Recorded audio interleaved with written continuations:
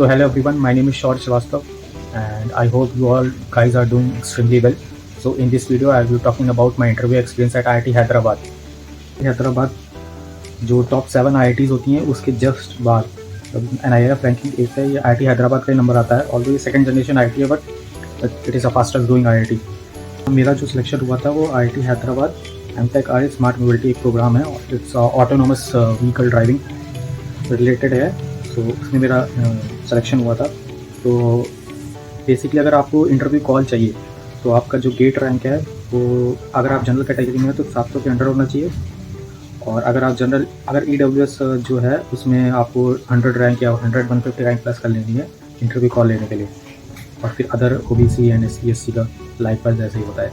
अगर हम last year average placement की बात करें स्मार्ट मोबिलिटी प्रोग्राम में, तो हैदराबाद का अराउंड 23 to 25 LP एवरेज किया था स्मार्ट मोबिलिटी में।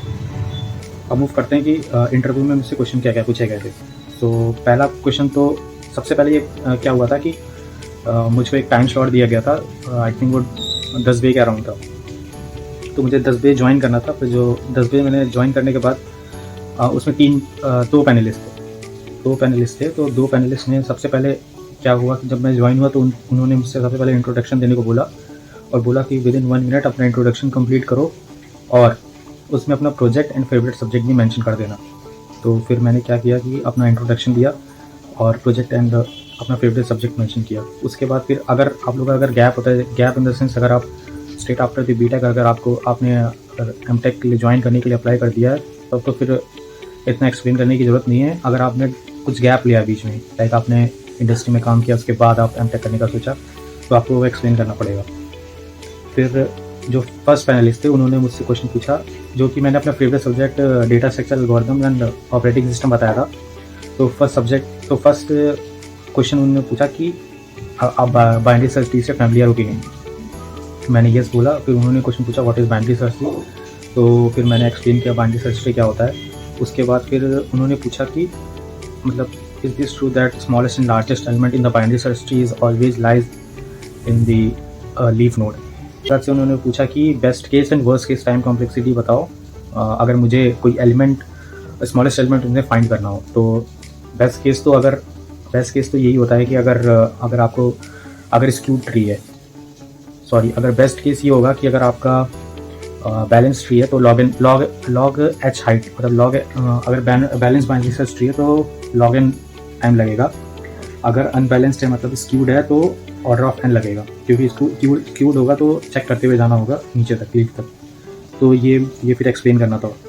तो ये फिर मुझसे उसके बाद से वो नेक्स्ट प्रोफेसर पे स्विच हो गया। तो जो नेक्स्ट प्रोफेसर थे दूसरे जो पैनलिस्ट में थे उन्होंने मुझसे क्वेश्चन पूछा कि उन्होंने फिर सेकंड सब्जेक्ट मैंने बताया था कि मेरा सेकंड फेवरेट सब्जेक्ट है DS एल्गो और ऑपरेटिंग सिस्टम। तो सेकंड सब्जेक्ट ऑपरेटिंग सिस्टम से उन्होंने मुझसे क्वेश्चन पूछना स्टार्ट किया। सबसे पहले बोला कि 4 प्रोसेस हैं एंड 4 रिसोर्सेज हैं। तो और मतलब ये कैसे इंश्योर करोगे कि कोई प्रोसेस फ्री है कि नहीं। तो फिर मैंने कॉन्सेप्ट लाइक सेमाफोर का कॉन्सेप्ट बताया कि इसमें हम पहले बताया कि इसमें हम काउंटिंग सेमाफोर यूज़ करेंगे और सेमाफोर की वैल्यू 4 रखेंगे। उसके बाद फिर जैसे जैसे असाइन होता जाएगा सेमाफोर की वैल्यू डिक्रीज़ करते रहेंगे और चेक करते रहेंगे। लास्ट में अगर सेमाफोर की वैल्यू 0 हुई तो हमें पता चल जाएगा कि हाँ कोई भी रिसोर्सेज फ्री नहीं है, सब एलोकेट हो चुके हैं। तो फिर ठीक है। फिर वो नेक्स्ट क्वेश्चन पे मूव किया कि what will be the situation if, फिर वो एक मुझे सिचुएशन दिया कि P1 प्रोसेस है एंड P2 प्रोसेस है और P1 प्रोसेस और 2 रिसोर्सेज है R1 R2 और R1 एलोकेटेड है P1 को और R2 एलोकेटेड है P2 को। R1 wants R2 and P2 wants R1। सो ये कौन सी सिचुएशन बनेगी, इसका नाम क्या होगा। तो इसको डेडलॉक बोलते हैं। तो मैंने डेडलॉक फिर एक्सप्लेन किया कि डेडलॉक क्या होता है। सर्कुलर वेट होते हैं, सर्कुलर वेट बोलते हैं इसको। तो मैंने फिर सर्कुलर वेट एक्सप्लेन किया सर्कुलर वेट क्या होता है एंड इसके बाद क्या होता है, फिर डेडलॉक हो जाता है। ठीक है। उसके बाद फिर उन्होंने बोला how will you ensure that deadlock will not occur. उसके बाद फिर बोला कि उन्होंने बोला कि ये जो कंडीशन है इसको अगर ब्रेक करना हो तो क्या यूज़ करोगे क्या। तो मैंने बताया पीटरसन एल्गोरिथम यूज़ कर सकते हैं, पीटरसन सॉल्यूशन यूज़ कर सकते हैं, उसमें डेडलॉक अगर नहीं होता है। तो वो उससे सेटिस्फाइड हो गया। ठीक है।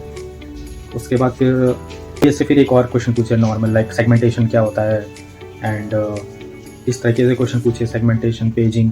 तो ये मैंने एक्सप्लेन किया था सेगमेंटेशन पेजिंग क्या होता है। उसके बाद से उन्होंने पूछा कि मैंने अपने इंट्रो में बताया था कि मैंने IoT पे काम किया हुआ है।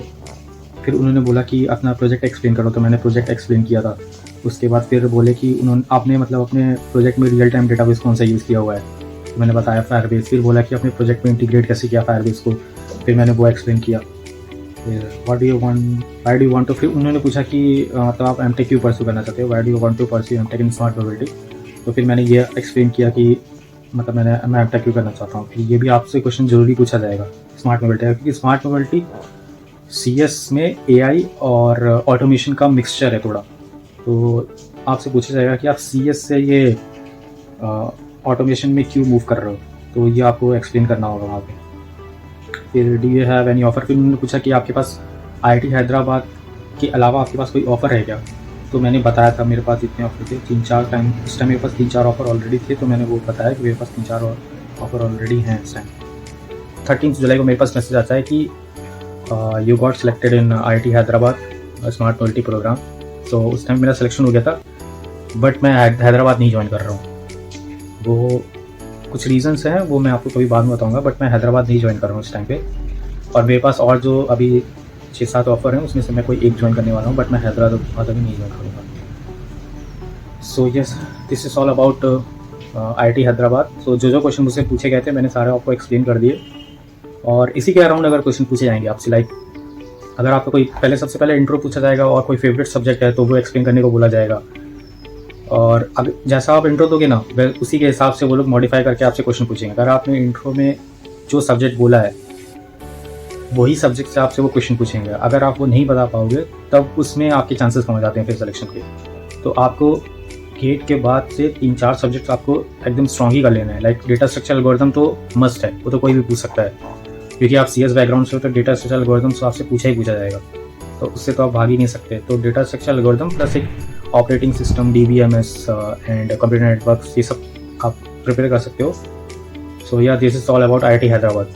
तो thank you for watching this video. Yeah that's all about from my side. Thank you.